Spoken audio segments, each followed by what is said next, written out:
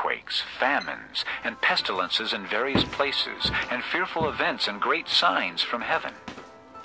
But before all this, they will lay hands on you and persecute you. They will deliver you to synagogues and prisons, and you will be brought before kings and governors, and all on account of my name. This will result in your being witnesses to them. But make up your mind not to worry beforehand how you will defend yourselves. For I will give you words and wisdom that none of your adversaries will be able to resist or contradict. You will be betrayed even by parents, brothers, relatives, and friends, and they will put some of you to death. All men will hate you because of me, but not a hair of your head will perish. By standing firm, you will gain life. When you see Jerusalem being surrounded by armies, you will know that its desolation is near. Then let those who are in Judea flee to the mountains.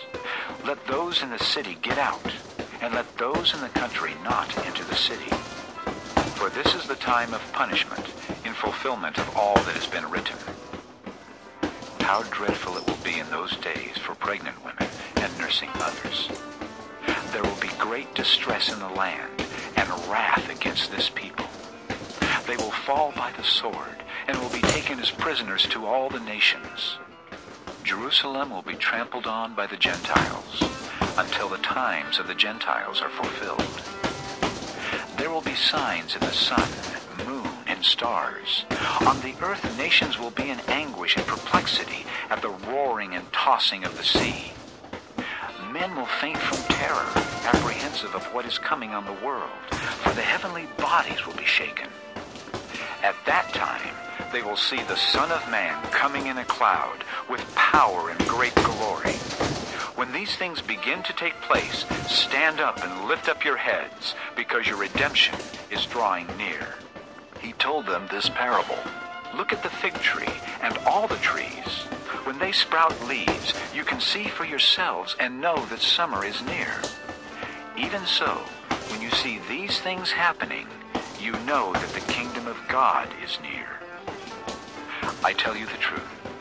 This generation will certainly not pass away until all these things have happened. Heaven and earth will pass away, but my words will never pass away.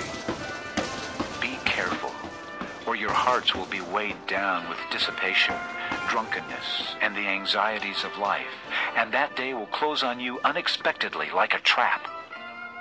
For it will come upon all those who live on the face of the whole earth. Be always on the watch, and pray that you may be able to escape all that is about to happen, and that you may be able to stand before the Son of Man. Each day, Jesus was teaching at the temple, and each evening he went out to spend the night on the hill called the Mount of Olives, and all the people came early in the morning to hear him at the temple. Chapter 21. As he looked up, Jesus saw the rich putting their gifts into the temple treasury. He also saw a poor widow put in 2 very small copper coins. I tell you the truth, he said. This poor widow has put in more than all the others. All these people gave their gifts out of their wealth, but she, out of her poverty, put in all she had to live on. Some of his disciples were remarking about how the temple was adorned with beautiful stones and with gifts dedicated to God. But Jesus said, As for what you see here, the time will come when not one stone will be left on another. Every one of them will be thrown down. Teacher, they asked. when will these things happen? And what will be the sign that they are about to take place? He replied, Watch out that you are not deceived. For many will come in my name, claiming, I am he, and the time is near. Do not follow them. When you hear of wars and revolutions, do not be frightened. These things must happen first, but the end will not come right away. Then he said to them, Nation will rise against nation, and kingdom against kingdom.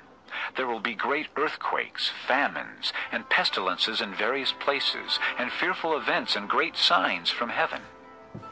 But before all